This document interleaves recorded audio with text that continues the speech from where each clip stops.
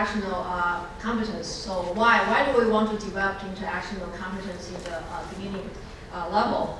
So I have two reasons for that. First, when Raphael came to our center 3 years ago, he kept reminding us we have to guide our students to understanding language use in context. All the students use language in context, and then asked us to look at the textbooks. The textbook dialogues are not happening in context. And then that's the time when we start looking at the natural conversation seriously.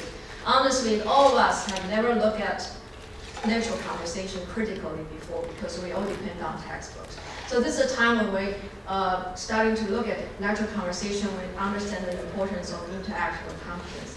We can use the first 2 years of language study, focus on analyzing the conversation and critically.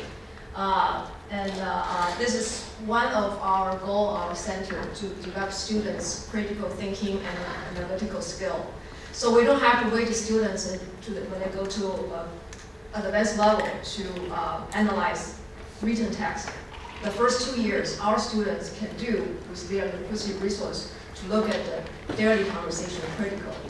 So with these two goals in mind, that we try to implement IC into our beginning first 2 years language curriculum. We started last fall with the first semester Chinese. The goal of our study is first to understand if this instruction, IC-based instruction, can be implemented in the first semester. And are they effective? Can the students' performance be adequately assessed? We use our first semester right students. We have two groups. One is control group, one is experimental group. So in the experimental group, we have IC-based instruction. We talk about turn taking, look at the conversation, use natural conversation material. For control group, just use the traditional way of teaching. It only depends on textbook. Then right now, and then both of our students in both groups, they did two conversations with native speakers. Then we are continue to have this IC instruction in the second semester. We just finished it last week at the end of second semester. Now I want to focus on how do we establish objectives and how do we assess them. So there's not much natural conversation in Chinese. So the first thing we need to do is to collect natural conversation. So what I did is for example, have right students. They are from China. They don't know each other. So I say, I want to introduce you to some Chinese friends. So I organized a dinner for these two students. I have video set up. I told them I want to use their conversation. They agree. So what is nice is because they don't know each other. So they start with, what's your name? Where are you from, and which year, and major. And all this simple introduction corresponds to what the first semester students need to know. So that's how I can use the content. Next step is to analyze, to look at the conversation, natural conversation carefully. After that, I decide a set of objectives that student can do in the first semester and also the second semester. Once I have the objectives, then I think about what kind of assessment procedures or rubrics I can use to evaluate if students can reach or accomplish those objectives.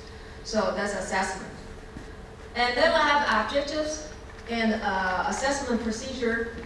Then I think about what kind of teaching material I should use, what kind of activity I should design, practice to help them to reach those goals, those objectives. So objectives. The first thing is, as I said before, that we start looking at the difference between natural conversation and textbooks. We found a lot of things, a lot of features we use natural conversation do not exist in the textbook. And that's the thing we want to bring into the class. CA approach help our teachers, which never understand about CA. Okay, have the tools to look at the conversation carefully. And then we have some research, as you see, Hansen's book is there, and I found something about Chinese talking about discourse particle, and Gasper's books about pragmatics, to have some research-based ideas how to look at the function of some of this practice. In first semester, after all that research and analysis, I decided responders is one of the objectives students in the first semester can do. I think we can start in the first semester. That's why I told my students. And instead of telling them it's responders, I tell them the objective is to be an engaging and active listener. For example, this is one of the descriptors in the objectives. You are able to be an active listener, providing comments such as just responder like English or some acknowledgement, yes, or assessment, good, that's great, that kind of comments. And also repeat. The Chinese like to repeat a lot the keywords in the conversation. And the second objective is the repair, especially ask for clarification. And I told students, we didn't tell students repair, but I say continue conversation with trouble comes. So here's an example I give to them. You are able to ask your partner to explain the meaning of a certain words. What does that mean in Chinese? 什么意思, right? Ask the partner to say how to say something. 怎么说? How do you say that? So this is the objective. In the second semester, this is 142. Second semester, then I focus on topic development. So for example, they be able to initiate the topic, and we talk about what kind of practice they can do. Also to expand topic with what kind of practice they do. So we practice this. And then the third, shift topics gradually. This is more Chinese. You can use that not as the word to give you some time to start a new topic. Okay, this is the objectives and assessment object I give to students after we go through the learning materials practice, and before I send them out to talk to native speakers, I say this is the thing I will look at when I evaluate your performance. So if you look at the page which I talk about the objectives, so for students in the first semester, they will find a native speaker to do 2 conversations. The first time the prompt is you met a new friend from China, go to get to know each other. And the second semester with the same native speaker, at the end of semester, say you met your new friend, you met your Chinese friend again, and you have something to catch up. For the second semester, again, no specific task, just have a chat with your Chinese friend. In this objectives, all the items highlighted in gray is for second semester. So this is just example. This is the example that I give students the objective and assessment. And so in this rubrics in the first semester, as you can see, active listener and managing troubles have higher percentage. In the second semester, I put the topic development in a higher percentage. And in my course, IC components is about more or less 30% of the overall grade. In the first semester, they will actually do 3 conversations. 1 is with their classmate, the 2 is in the wild talking to a native speaker. In the second semester, 1 with their classmate and 1 with their native speaker. Only 2 times because 3 times is too many times. I cannot grade there, so I reduced 1. So all this conversation videotaped. Another important thing they need to do besides to do the conversation, do reflection. And the reflection writing, to me, is very important to see how they progress, and they self-assess their progress too. And then I will give them feedback. Sometimes I use the videos that they taped to point out the well-performed instance. And then we'll give them some feedbacks based on the rubrics. So for reflection, I think it's important to guide them to look at their own performance. I ask 3 specific questions. 1 is, how did you manage topic development? The other one is, were you engaging a conversation partner? The third one is, were you able to continue the conversation with troubles in conversation wrote.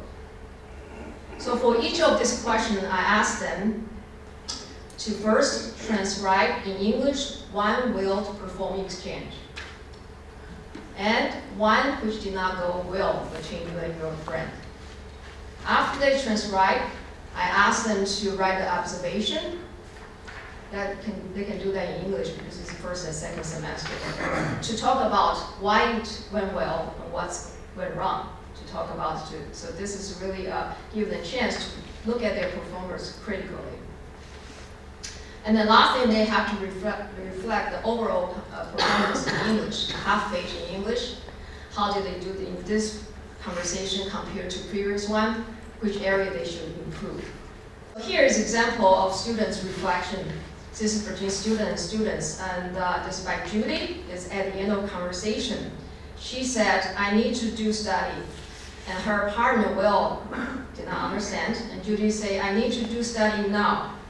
And Will say, what class do you need to study? And Judy said, Chinese class, math class, now. So this student, Judy, gave me transcribe this exchange, and here is her observation.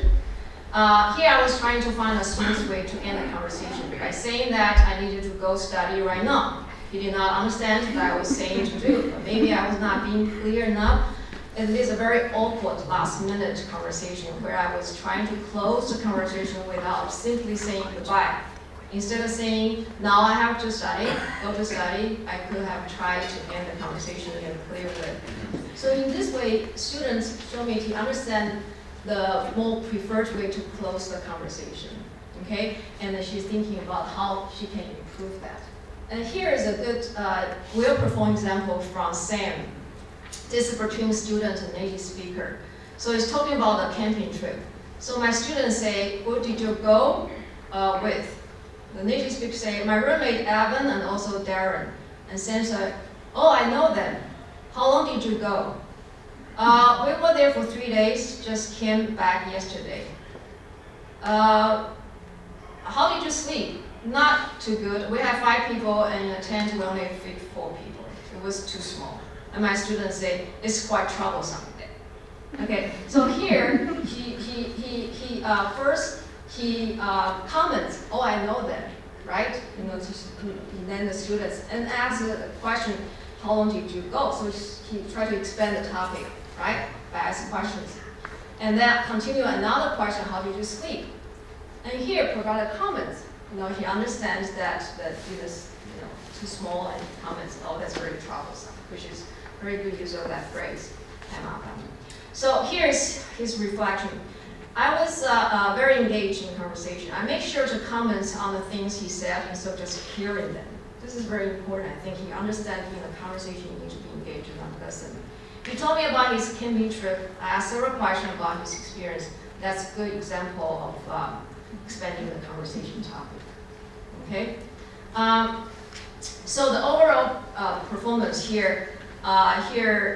He says, I'm much prouder of this conversation than any of my previous one from 141 and 142. I can really see that my conversational skills were progressing.